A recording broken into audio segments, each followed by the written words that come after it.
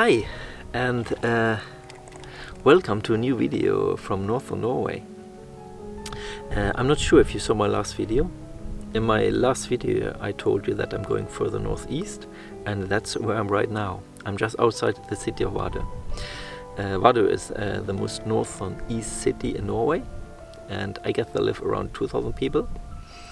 And that's where I stay for 2.5 weeks. In the beginning of this video you saw this yellow cabin.